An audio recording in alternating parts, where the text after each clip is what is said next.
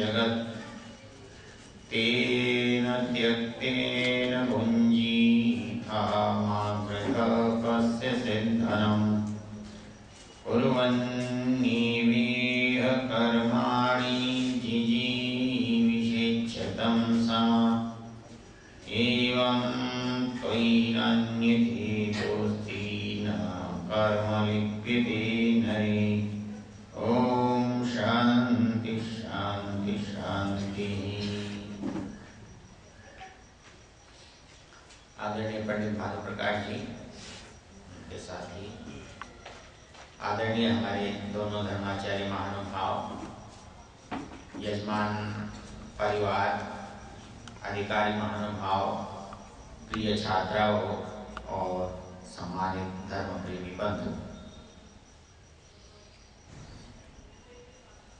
हमारे राजेश जी का एक विचार था कि हमें उपनिषद की चर्चा 2-4 बार में भी हो जाए तो अच्छा रहेगा। तो एक प्रसिद्ध उपनिषद है ईशोपनिषद, वो हम सबको लगभग याद रहती है, बार बार हम उसको दोहराते हैं क्योंकि यजुर्वेद के 40वें अध्याय के मंत्र उसमें है। थोड़ी सी चर्चा करते हैं, कितनी हो पाती है उतना देख सकते हैं।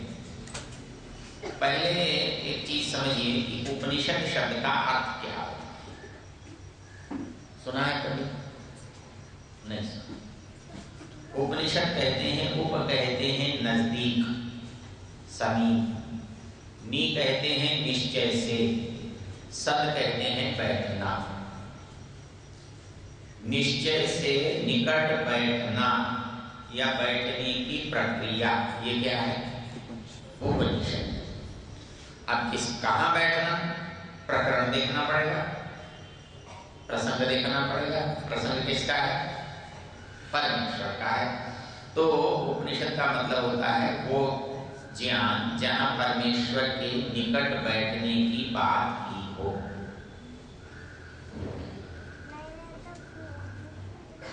मैंने आपसे कल निवेदन किया था, आदमी जैसा सोचता है वैसा करता है, इसलिए जो भी संसार में कर रहा है उसके पीछे उसका सोचना ही काम। और हर धर्म कुछ न कुछ करता है, हर मत संप्रदाय कुछ न कुछ करता है। वो करता है इसका मतलब वो वैसा सोचता है, इसलिए वैसा करता है।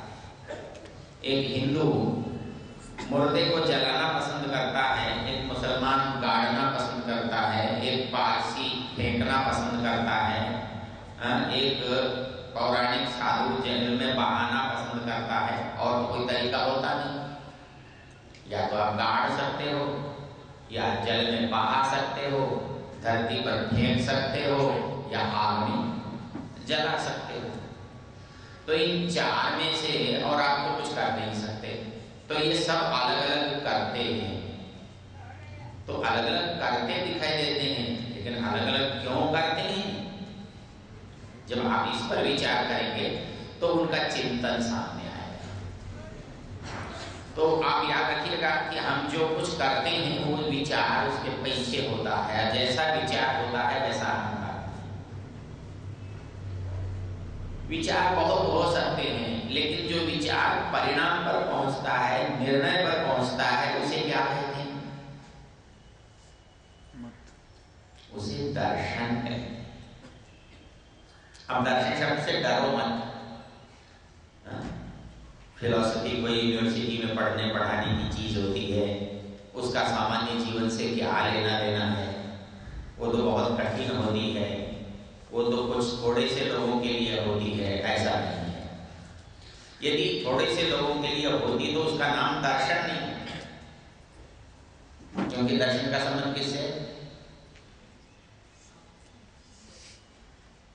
कल बच्चों को मैंने एक बात बताई कि सवाल पूछे तो इधर उधर ताकने की जरूरत नहीं है। दर्शन मतलब देखना। तो देखना जितना महत्वपूर्ण है उतना ही दर्शन महत्वपूर्ण। हम 2 तरह से देखते हैं, एक तो स्थूल आंखों से, चर्म आंखों से, शरीर की आंखों से देखते हैं, और दूसरा हम बुद्धि की आंखों से देखते हैं, जिसे हमें दंडे जी का नाम क्या देते हैं? प्रज्ञा चक्षु। प्रज्ञा है चक्षु जिसकी, वो प्रज्ञा चक्षु। अर्थात दो तरह से देखते हैं। हम शरीर में जो आंखें हैं उनसे भी देखते हैं, लेकिन अकेली आंखें देख सकती हैं क्या? देख सकती हैं? ऐसे समझते जैसे तुमसे बात नहीं हो रही किसी और से। आंख है, लेकिन क्या नहीं हो तो? सूरज नहीं हो तो आंख देखेगी नहीं। इसका मतलब आंख के साथ सूर्य का होना भी आवश्यक है। लेकिन कोई वस्तु ही ना हो तो आंख क्या देखेगी? तो दृश्य भी चाहिए, दृष्टा भी चाहिए, दर्शन भी चाहिए, कोई दिखाने वाला चाहिए, देखने वाला चाहिए, और देखने लायक कोई वस्तु भी चाहिए। वैसे ही यदि बुद्धि आंख है, इसके साथ भी यही चीजें चाहिए, क्योंकि आंख है तो प्रकाश चाहिए, और प्रकाश में जिसको देखना है वो चाहिए। तो यदि बुद्धि की आंख हमारे पास है तो बुद्धि का प्रकाश कहां से आएगा? परमेश्वर ने वो भी दिया है। क्या दिया है? याद है? देखो, एक बात याद रखो, कल हमने बच्चों से बताई थी, आपको भी दोहरा देते हैं। जब कोई व्यक्ति सामने बैठा बात कर रहा है और आप उसकी बात सुन रहे हैं, तो आपकी दृष्टि उस पर होगी और सोचते होंगे पता नहीं कब खत्म करेगा और पीछा छोड़ेगा। हाँ, तो आपकी दृष्टि उस पर नहीं होगी, इधर उधर। इसलिए जब हम सुनना चाहते हैं, आप सुनना चाहते हैं या नहीं चाहते हैं, ये आपके चेहरे से पता लग जाता है। आप कधर देख रहे हैं, आपकी ध्यान भी उधर ही है। इसलिए जब कोई बात सुनने लायक हो तो समझ लेना चाहिए कि वो थोड़ा सा देखने लायक भी होती है, दिशा वही चाहिए। तो मैं आपसे निवेदन ये कर रहा था कि उस बुद्धि के लिए कौन सा प्रकाश चाहिए? बुद्धि के लिए कौन सा प्रकाश चाहिए? आंख के लिए सूर्य का प्रकाश चाहिए, तब आंख देख सकती है। बुद्धि के लिए कौन सा प्रकाश चाहिए? बहुत सुंदर। चलो, इसका मतलब सुन भी रहे और समझ भी रहे। ज्ञान का प्रकाश चाहिए। उस ज्ञान के प्रकाश में क्या करना है? जानना होता है ना ज्ञान से। तो किसको जानना? जो संसार में वस्तुएं हैं उनको यथार्थ रूप में, जैसी हैं वैसे रूप में देखना। तो दर्शन जब आंख से देखते हो तब भी दर्शन होता है, और सामने बैठे वाले के आप दर्शन करते हो। लेकिन जब बुद्धि से देखते हो तब भी दर्शन होता है, तब ज्ञान से देखते हो। इसलिए जब हम ज्ञान से देखते हैं तो ज्ञान से देखने के लिए हमारे पास बुद्धि है, तो बुद्धि के साथ ज्ञान होना चाहिए। तो भगवान ने बुद्धि दी है, आंख दी है तो सूर्य दिया है, आंख दी है तो संसार दिया है। उसी तरह भगवान ने बुद्धि दी है तो ज्ञान दिया है, और ज्ञान दिया है तो जो तत्व हैं उनको पहचानने की आवश्यकता भी बताई है। तो दर्शन कुछ नहीं है। दर्शन बुद्धि से देखी गई जो चीज है वो दर्शन है। आंख से देखी गई हम वस्तु कहते हैं, इतना ही अंतर है। हर विचार विचार है, लेकिन वो जो विचार परिणाम पर पहुंचता है वो दर्शन है। हर काम काम है, लेकिन हर काम जो आदर्श तक पहुंचता है वो दर्शन। तो बात होती है, तो व्यवहार क्या है? धर्म है।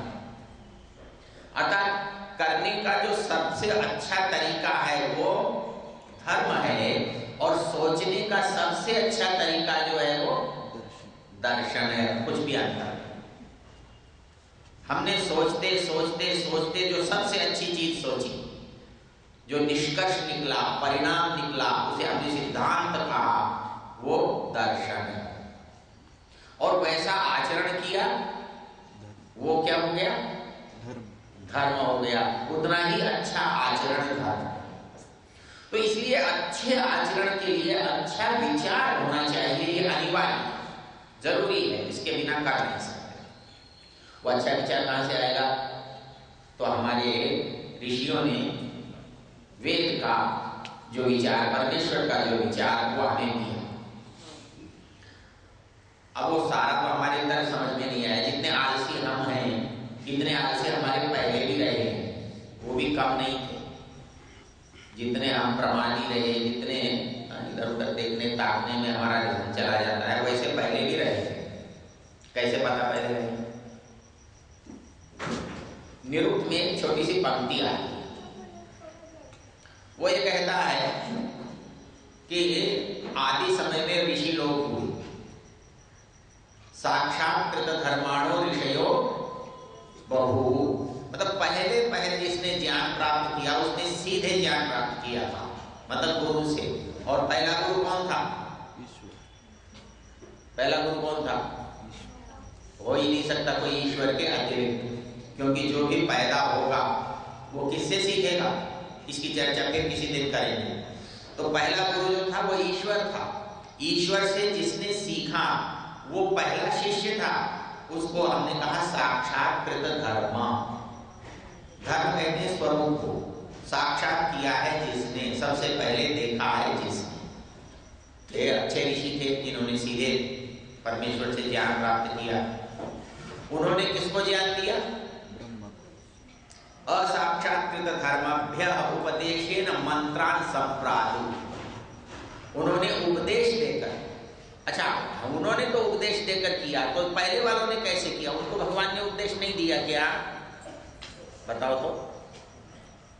जो पहले ईश्वर से जिन ऋषियों ने ज्ञान प्राप्त किया, तो ऋषियों ने उपदेश जैसे हम देते हैं ऐसे नहीं दिया या दिया?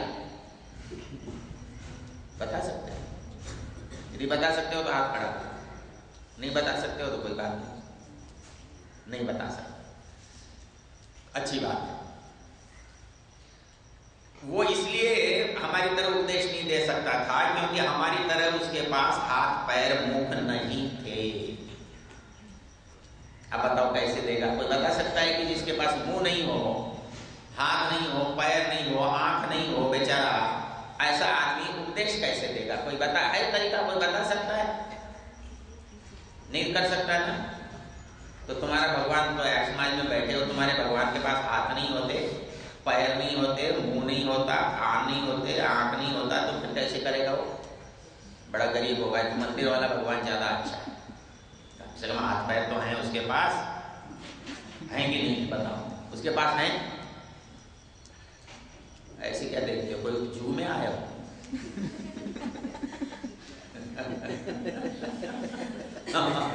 फाड़ के देख। तो वहां हाथ पैर है, मुंह है, तो हमें लगता है कि मुंह बोलने के लिए होता है, बोलता है तो मुंह से बोलता है। और ईश्वर जब हमारा कैसा है? अकायम है, बिना शरीर वाला है, और ऋषियों को मंत्र का उपदेश दिया है, तो कैसे दिया होगा? इसका बहुत अच्छा समाधान स्वामी दयानंद करते हैं, और वो सबके लिए समझ में आता है। आप ये बताओ, जो बोलते हो तब तो मुंह से बोलते हो, लेकिन जब सोचते हो तब कैसे सोचते हो? तब मुंह की जरूरत पड़ती है क्या? और अंदर जो बात आ रही है उसके लिए कान की जरूरत पड़ती है क्या? नहीं ना। तो भगवान कहाँ है? अंदर है कि बाहर? तो उसको जरूरत पड़ेगी मुख की? नहीं पड़ेगी, क्योंकि वो हृदय में ज्ञान देगा। जब हृदय में ज्ञान देगा तो आंख नाक मुख की आवश्यकता नहीं पड़ेगी। तो इस दृष्टि से वो कहता है शास्त्रकार, साक्षात्कृत धर्माणो ऋषयो बहु, जिन्होंने सीधे सीधे प्रत्यक्ष किया ज्ञान का, वो पहले ऋषि थे, जिनको अग्नि क्या कहते हैं? अग्नि। यहाँ पढ़ते हो, इतना पता नहीं है कि वेद किसने बनाए? स्वामी दयानंद ने बनाए। प्रधान जी बधाई हो। स्वामी दयानंद ने वेद बनाए, इसमें कोई तो, लेकिन दुनिया से अच्छा जानते हो, उसमें कोई शक नहीं। उपदेशेन मंत्रान संप्रादु, ऋषियों को सबसे पहले ज्ञान उन्होंने दिया, साक्षात ज्ञान दिया। उन्होंने वो ज्ञान किसको दिया? हमारे जैसे दूसरे जो नहीं जानने वालों को दिया। तो नहीं जानने वालों को जब एक आदमी देगा तो मुख से देगा, ईश्वर देगा तो बिना मुख के देगा, और मनुष्य देगा तो मुख से देगा। तो उन्होंने दिया, उससे भी हमारे और भले लोग पैदा हो गए। वो आलसी थे, उन्होंने पूरा पढ़ना ही नहीं था, तो उनके लिए हमारे ऋषियों ने क्या किया? ग्रंथ बनाए। ये पुस्तकें तो कमजोर लोगों के लिए बनानी पड़ी। ये पढ़ने का समय नहीं था, तो इनके पढ़ने के समय की प्रतीक्षा करनी पड़ी। इनके पढ़ने की योग्यता नहीं थी, तो थोड़े थोड़ा करके बताना पड़ा। तो वो मंत्र बनाए, तब वेदम च वेदांगानी च, तो ब्राह्मण ग्रंथ बनाए, आरण्यक बनाए, उपनिषद बनाए, ये बनाए, वो बनाए, तब ये शास्त्र। लंबी कहानी में नहीं जाए। तो उपनिषद वहां ज्ञान का स्रोत है। देखो, ईश्वर को हम जान सकते हैं या नहीं जान सकते? जान सकते हैं। कैसे जान सकते हैं? तो इस मंत्र में देखते हैं। उपनिषद अपने आप में कोई स्वतंत्र पुस्तक नहीं है, एक बात याद रखना। उपनिषद क्या है? जैसे आप पासबुक खरीदते हो कि नहीं खरीदते? खरीदते हो? किसकी पासबुक बढ़िया होती है? नहीं खरीदते। परीक्षाएं आने वाली हैं, पासबुक नहीं खरीदते। यहाँ होती ही नहीं है, महाराष्ट्र में नहीं होती। तो इसका मतलब बड़े पिछड़े लोग हो। हमारे यहाँ तो मास्टर पढ़ाता ही नहीं है, वहां तो सब पासबुक से ही पढ़ते हैं। चलिए, ये तो अच्छी बात है कि आपके यहाँ पासबुक नहीं होती, आप पाठ्य पुस्तक से पढ़ते हो, टेक्स्ट बुक से पढ़ते हो, ये तो बहुत ही सुंदर बात है। तो उन्होंने ये जो जहां जहां आत्मा की, परमात्मा की, भगवान की बातें थी, उन बातों को हमारे ऋषियों ने इकट्ठा एक पुस्तक में कर दिया। उसका नाम उपनिषद है। उपनिषद क्या है? मैं बताया, तुमसे नहीं पूछा ना? हाँ, तुमसे नहीं पूछा, आपसे पूछ लेंगे। तुम बहुत अच्छे हो। हाँ, तुम्हारे अच्छे होने में कोई शक नहीं है। सवाल क्या था कि उपनिषद जैसे उपनिषद है, ऐसा ही एक ग्रंथ और है जिसको आप लोग जानते हो, जो स्वतंत्र ग्रंथ नहीं है लेकिन बड़े ग्रंथ की मान्यता पाया हुआ है। कौन सा ग्रंथ है? सत्य नहीं मालूम? गीता। गीता कोई किताब नहीं है। गीता कोई किताब लिखी ही नहीं गई है।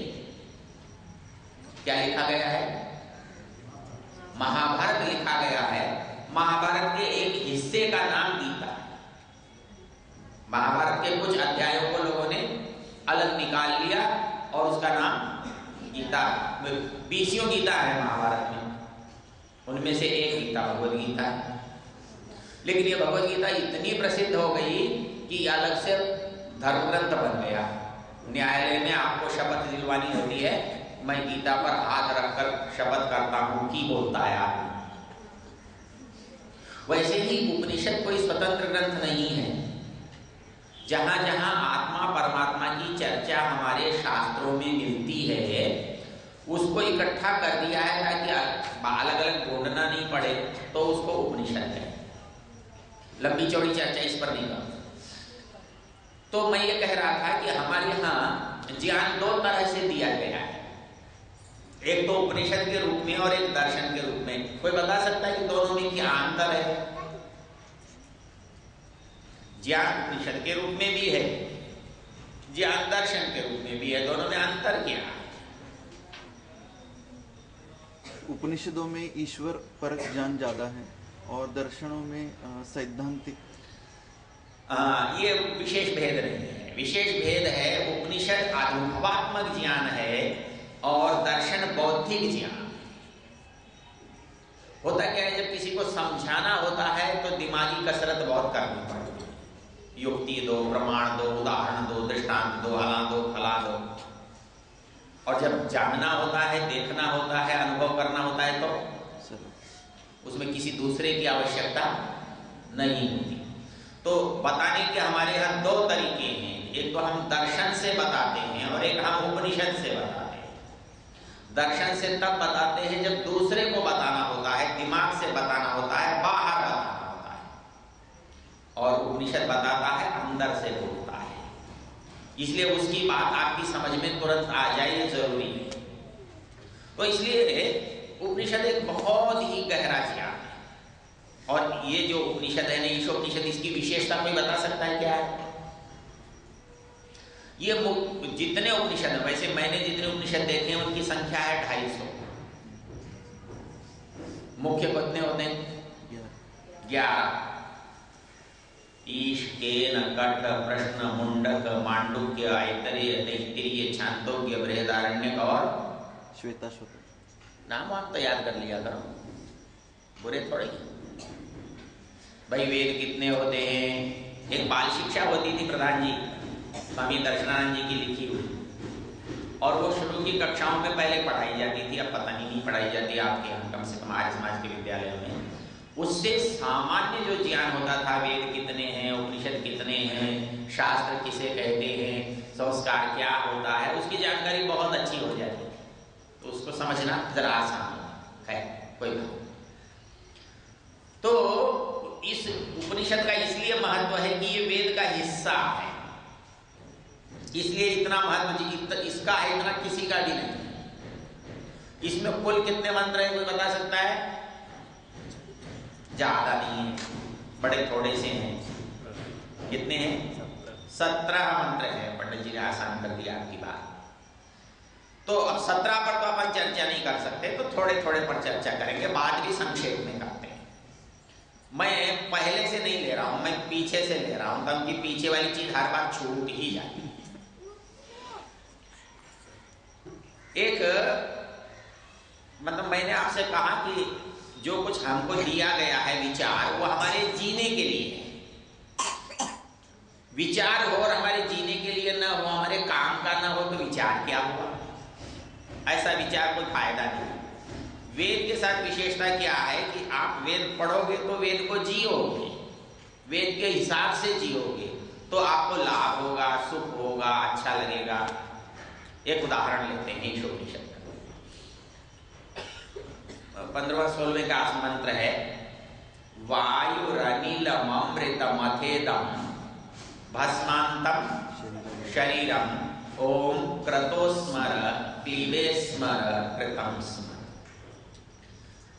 मैंने आपसे कहा कि एक आदमी जलना चाहता है, एक आदमी गड़ना चाहता है, एक आदमी बहना चाहता है, एक आदमी सूखना चाहता है। क्यों?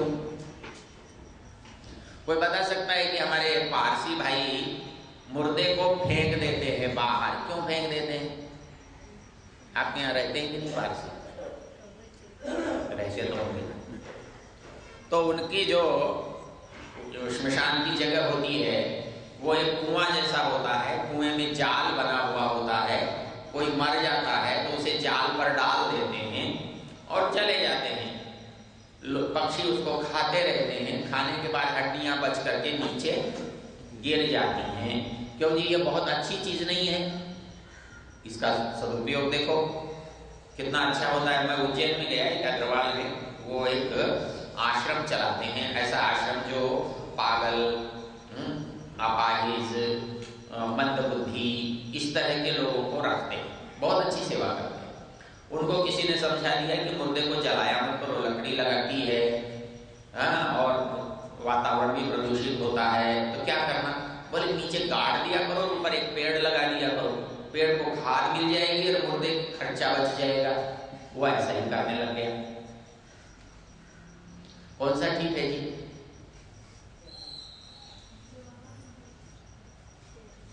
कोई श्रद्धांजलि देने आए हो? बैठे ऐसे हो जैसे श्रद्धांजलि सभा में नीचे करके बैठते हैं। तो एक तरीका हुआ गाड़ने का, एक तरीका हुआ बाहर फेंक देने का, अधिकांश हिंदू सिद्धांत में क्या करते हैं? जलाते हैं। और साधु लोग नदी में बहाते हैं। कौन सा तरीका ठीक है? आप खड़ा चलो बोले तो सही।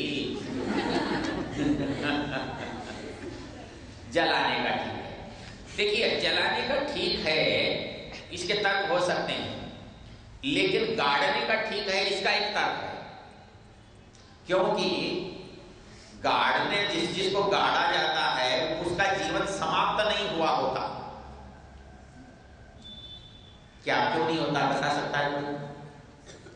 उनका कयामत का दिन आएगा और कयामत के दिन उन्हें फिर खड़ा किया जाएगा और खड़ा करके तब उनके जो कर्म हैं उनके हिसाब से उनको जहन्नुम में या जन्नत में भेजा जाएगा।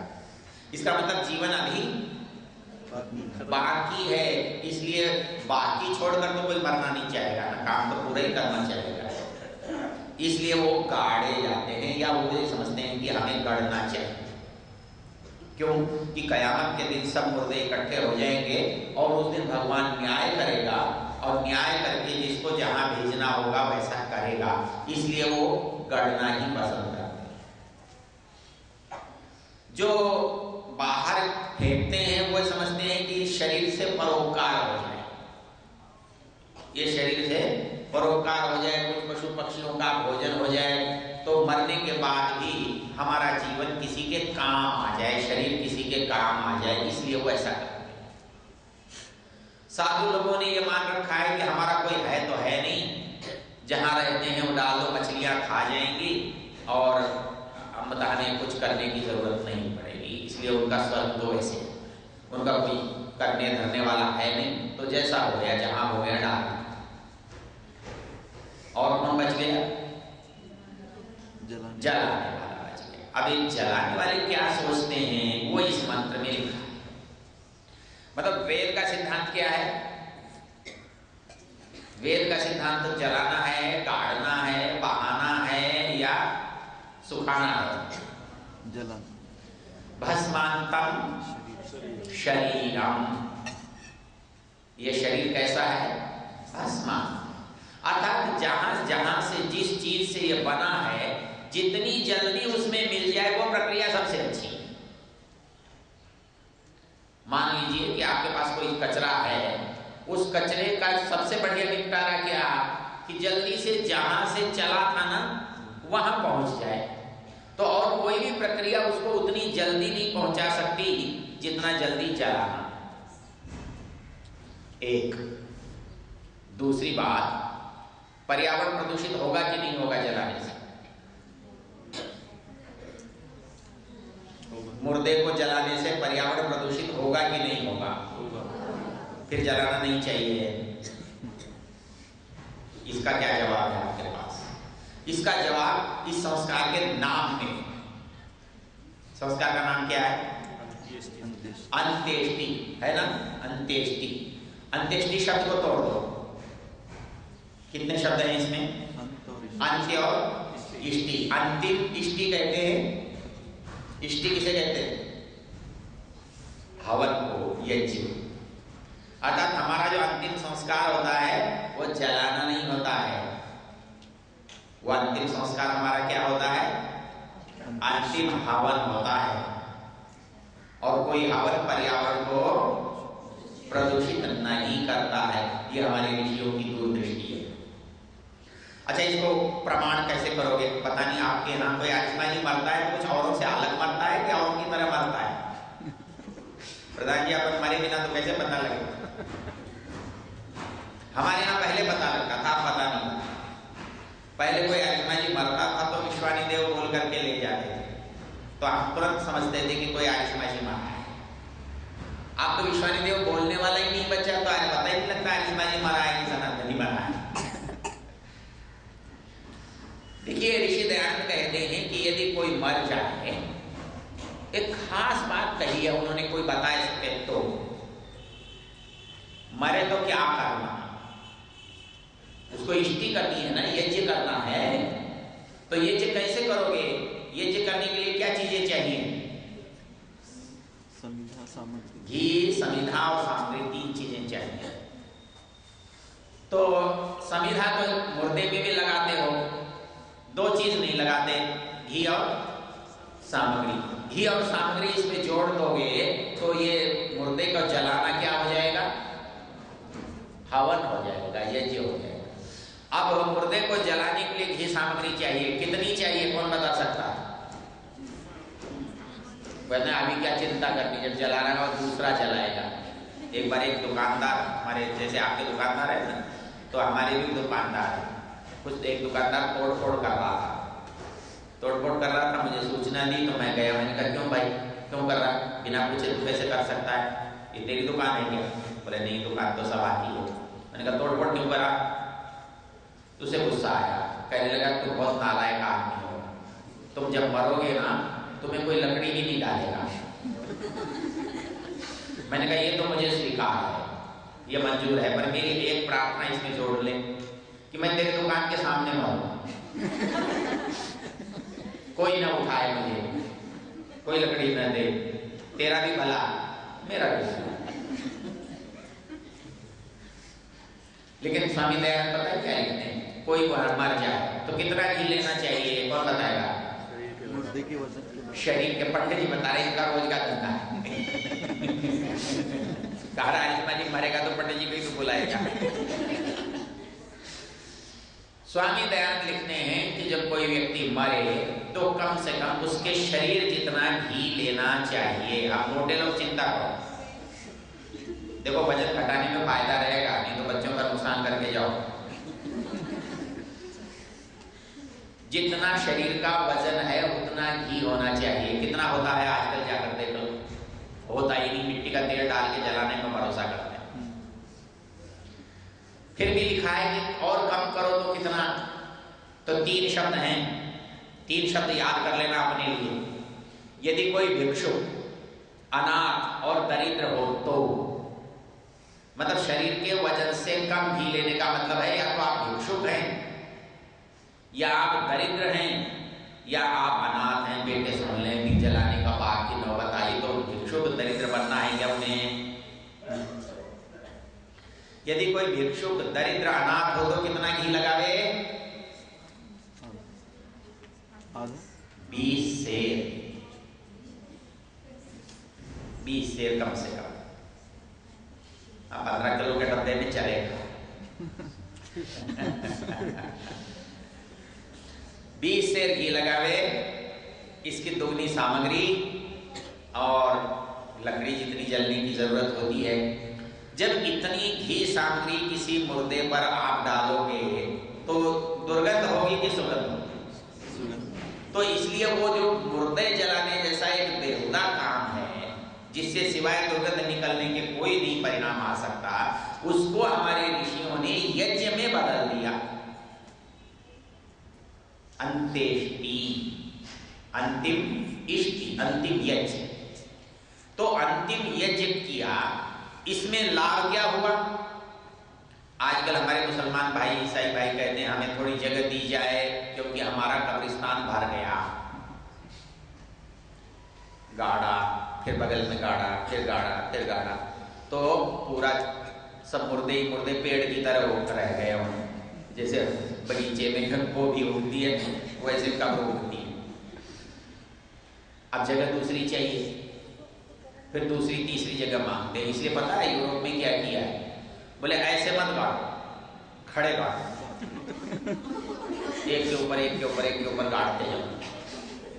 खड़े गाड़ने से जगह कम लगी, इसलिए अवैज्ञानिक। पानी में जला डालोगे तो पानी प्रदूषित होगा ही होगा, मछली खाएंगे तब भी होगा, सड़ेगा तो है, पानी जाएगा। बाहर डालोगे मुर्दे को तो भी वातावरण प्रदूषित तो होगा ही। तो वातावरण का प्रदूषण यदि बच सकता है तो केवल जलाने से बच सकता है। इसलिए वेद क्या कहता है? भस्मांतम शरीरम। इस शरीर को शरीर क्यों कहते हैं? हाँ, इस शरीर को, हमारे यहाँ संस्कृत में एक अच्छा ही है, संस्कृत तो हमारी सरकार आजकल पढ़ने पढ़ाने नहीं देती और उसे मान्यता नहीं देती, लेकिन संस्कृत बड़ी वैज्ञानिक भाषा है, उसके हर शब्द में उसका अर्थ अपने आप रखा हुआ है, अलग से देना की जरूरत नहीं है। शरीर को शरीर क्यों कहते हैं? बोले श्रीनाथे, शीर्ण हो जाने वाला है। बोले श्मशान को श्मशान क्यों कहते हैं? श्मशान जानते हो? नहीं जानते? जानते? श्मशान को श्मशान क्यों कहते हैं? श्म कहते हैं शरीर को, शान कहते हैं सोने को। जहां शरीर जाकर सो जाता है, हम तो रोज सोते हैं हम अपनी खाट को श्मशान तो नहीं कहते, लेकिन हम श्मशान से क्योंकि लौट कर नहीं आते, वहीं सोए रहते हैं, इसलिए वो श्मशान है। श्म कहते हैं शरीर को, शान कहते हैं सोने को। शरीर जहां सोता है उस जगह का नाम श्मशान है। तो हमारे यहाँ जलाने के लिए एक जगह पर कितने मुर्दे जल सकते हैं? कितने जल सकते हैं? हमारे श्मशान में जहाँ जलते हैं कितने जले क्या पता। गढ़ों का तो पता है कितने गढ़े, लेकिन जलों का पता नहीं कितने जले और कितने और जल सकते हैं। वो थोड़े स्थान पर बहुत जल सकते हैं, उनको अलग से स्थान की आवश्यकता ही नहीं है। भाई शहर में रोज एक मरता था, ज्यादा से ज्यादा 2 मर जाएंगे, 2 की जगह 3 मर जाएंगे, 10 मर जाएंगे, 20 मर जाएंगे। 20 से ज्यादा की जगह तो नहीं चाहिए एक दिन में, और वहां 20 मर गए तो इतनी जगह चाहिए, और फिर अलग चाहिए, फिर अलग चाहिए, फिर अलग चाहिए। तो इसलिए वेद कहता है भस्मांतम शरीरम, ये शरीर क्या है? भस्मांत है, अर्थात इसको भस्म कर देना ही इसकी परिणति है। तो हमारे ऋषियों ने इसको यज्ञ बनाया, और यज्ञ बनाया ही नहीं, संस्कार विधि में बाकायदा इसके मंत्र लिखे और उनसे आहुतियां दी, और उनसे आहुति दे करके इसका पूरा यज्ञ किया। इतना सुंदर होता है। एक बार ब्यावर में उसके मंदिर के पुजारी थे, पौराणिक सनातनी थे, लेकिन अंत्येष्टि देखकर इतने खुश होते थे। 2 संस्कार आर्य समाज के ऐसे हैं जिसे कोई भी देख ले ना, ईसाई भी एक बार ये देख ले तो यूं सोचेगा भगवान ये संस्कार मेरा ऐसा ही होना चाहिए। एक विवाह और एक अंत्येष्टि जितने सुंदर तरीके से किए जाते हैं आर्य समाज की विधि से, उस विधि को यदि कोई एक बार देख ले तो जिसका विवाह हो चुका है ना, वो भी ये सोचे कि दोबारा एक बार हो जाए। नहीं, ऐसा होता है। एक जगह संस्कार करा रहा था, बोले पंडित जी, बोले मेरा दोबारा करा सकते हो? मैंने कहा वो इसी से कराने में कोई झगड़ा नहीं है, करा सकता हूं, पात्र नहीं बदलना चाहिए। संस्कार तो पक्का ही तो करना हुआ ना। तो वो हमारे ऋषि लोग जब कोई काम करते थे तो उसको बहुत ही परिमार्जित ढंग से, वैज्ञानिक ढंग से, बहुत ही दार्शनिक ढंग से करते। इस मंत्र में तो एक ही बात हो पाई, भस्मांतम शरीरम, और बात तो इसमें बहुत सारी है। वायु अनिलम अमृतम अथेदम भस्मांतम शरीरम। कहता है कि इस शरीर को मरना तब कहते हैं, इस शरीर को मरना, मरा हुआ क्यों कहते हैं? क्यों मरता है ये? कोई बता सकता है? आत्मा निकल जाता है, इसका मतलब इस शरीर में केवल शरीर नहीं है, शरीर के साथ आत्मा भी है। फिर ये अब दिखाई नहीं देता तो पता ही नहीं चलता इसमें 2 हैं। कभी कभी एक जैसी 2 चीजें मिली हों, वो तब तक पता नहीं चलती जब तक उनमें से एक चीज अलग नहीं हो जाती। तो हमारे शरीर में 2 चीज हैं, ये तब पता लगता है जब इसमें से एक आत्मा नाम की चीज निकल जाती है, तब लगता है अच्छा जो निकला वो आत्मा था, जो पड़ा है वो शरीर है। तो इस दृष्टि से हमारे यहाँ मृत्यु जो है वो क्या है? 2 चीजों का जो संयोग था और उनका वियोग हो गया। तो ये संयोग और जो वियोग है ये हमारे जन्म और मृत्यु का कारण है। आत्मा का शरीर से मिलना जन्म है और आत्मा का शरीर से अलग हो जाना मृत्यु है। तो जन्म और मृत्यु किसके हाथ में होता है? हमारे नहीं होता। तो इसलिए वो ये कहता है कि इनमें हमने देखा नहीं है, शरीर को देखा है। लेकिन शरीर कैसा है? भस्मांतर। लेकिन दूसरे के बारे में क्या लिखा है? वो भी मर जाता है क्या? मर जाता है? मरता तो होगा भाई। पैदा होता है कि नहीं होता है? नहीं होता है। इसका मतलब पढ़े लिखे हो। पैदा नहीं होता तो देखो मरेगा नहीं, और यदि पैदा होता है तो जरूर मरेगा। लेकिन आपने कह दिया पैदा नहीं होता, तो मैं भी क्या कर सकता हूं? इसमें एक बात कह के बात समाप्त करता हूं। इसमें दूसरा पक्ष क्या लिखा है? मंत्र के दूसरे हिस्से में क्या लिखा है? वायुरनिलम अमृतम। क्या लिखा है? अमृतम। ये अमृतम क्या होता है? अ का मतलब होता है नहीं, और मृत मतलब मरना। न मरने का नाम अमृत है, अर्थात वो कभी मरता नहीं है। अर्थात इस शरीर में दो चीजें हैं, उसमें शरीर तो क्या है? भस्मांतम है, और आत्मा क्या है? अमृतम है। ये कभी मरता नहीं है, इसलिए मरता नहीं है, इसलिए ये पैदा भी नहीं होता है। गीता की कोई अच्छी सी पंक्ति याद करो तो, आपने बहुत पढ़ रखी है। नैनम छिन्दन्ति शस्त्राणि नैनम दहति पावकः न चैनम क्लेदयन्त्यापो न शोषयति मारुतः अच्छिद्योऽयमदाह्योऽयम् अक्लेद्यो शोष्यैव च नित्यः सर्वगतस्थाणो रचलोऽयं सनातनः। अच्छा देखो, बड़ी अच्छी बात कि इसको तो शरीर जला दिया क्योंकि ये जल सकता था। आत्मा जल सकता है क्या? कहता नहीं। नैनम छिन्दन्ति शस्त्राणि, कोई शस्त्र इसे काट नहीं सकता। नैनम दहति पावकः, कोई अग्नि उसे जला नहीं सकता। न चैनम क्लेदयन्त्यापः, कोई पानी उसे गला नहीं सकता। न शोषयति मारुतः, हवा उसे सुखा नहीं सकता। तो ये कैसा है? इसके लिए एक उदाहरण देता हूं। वो कहता है कि ये सदा नित्य है, अचलोयम सनातन, इसमें कोई परिवर्तन नहीं होता। परिवर्तन केवल शरीर में होता है। ये बच्चा था, ये बालक बना, ये किशोर बना, ये युवा बना, ये प्रौढ़ बना, ये वृद्ध बना, ये मर गया। ये परिवर्तन किसमें आए? आत्मा में या शरीर में? आत्मा बूढ़ा नहीं होता। अब पुराना हो जाए तो बूढ़ा कैसे नहीं होता? पुराना होगा तो बूढ़ा हो जाएगा कि नहीं? नहीं होगा।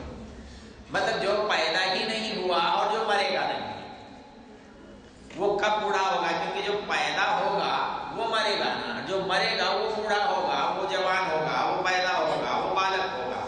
लेकिन आत्मा न पैदा होता है, न मरता है, न जीता है, न जागता है, एक रूप रहता है। इसलिए वो बूढ़ा भी नहीं होता, वो बच्चा भी नहीं होता। शरीर उसका बूढ़ा होता है, शरीर उसका बलवान फल होता है, शरीर उसका दुर्बल होता है, शरीर उसका लंबा होता है, शरीर उसका छोटा होता है। वो तो जैसा है वैसा ही रहता है। तो इसलिए यहां पर कहा कि आत्मा जो है वो कभी भी है, जो कभी नष्ट नहीं होता है। इसके लिए बहुत सुंदर गीता में पंक्ति आती है। फिर ये होता क्या है, बदलता क्या है, एक लंबा प्रकरण शुरू हो जाएगा, उसकी चर्चा मैं भी नहीं करना, लेकिन संक्षेप में बता देता हूं कि ये कभी मरता नहीं है। तो ये मरता कौन है? शरीर मरता है, तो उसका क्या होता है जो निकल गया? उसके लिए भी गीता ने सुंदर सी पंक्ति लिखी है। जातस्य ही, याद पढ़ते नहीं, जातस्य ही ध्रुवो मृत्युर्ध्रुवं जन्म मृतस्य च तस्माद् अपरिहार्यते न त्वं शोचितुमर्हसि। अव्यक्तादीनि भूतानि व्यक्तमध्यानि भारत अव्यक्तो निधनान्येव तत्र का परिदेवना। दो श्लोक सुन लीजिए। कहता है कि हम डरते हैं कि हम मर गए तो क्या होगा। आत्मा मरता ही नहीं, तो मरता ही नहीं तो क्या होता है? जातस्य ही ध्रुवो मृत्यु, शरीर पैदा हुआ है तो ये मर गया। आत्मा सामने आया। अब आत्मा सामने आया था तो अब बताओ यहीं पर रह जाएगा कि कहीं वापस इसको यूं समझो, ये सूर्य है, ये रोज अस्त होता है कि नहीं होता है, लेकिन क्या भरोसा कल नहीं उगे, ऐसा हो सकता है भाई? कोई प्रमाण तो देखो है नहीं, क्या पता नहीं उगे, लेकिन उगता है उगता है उगता है, देखते देखते ये हमारा दृढ़ विश्वास हो गया है कि कल भी उगेगा। तो जितना बड़ा सच ये है कि आज सूर्य अस्त होगा क्योंकि उगा है, अब उतना ही बड़ा सच है कि अस्त हुआ है तो उगेगा। तो उगना और अस्त होना एक सहज प्रक्रिया है। आधे को देखकर आधे का अनुमान होता है, उगे हुए को देख करके अस्त होने का निश्चय होता है, और अस्त हुए को देख करके उदित होने का अनुमान होता है। तो ये बात मरने में क्यों नहीं लगती? पैदा हुआ है तो मरेगा ये जानकारी तो हमें पक्की है, लेकिन ये भूल जाते हैं कि मरा है तो पैदा होगा। आधा सच, जैसे इधर का हिस्सा सच है वैसे ही इधर का भी सच है। जात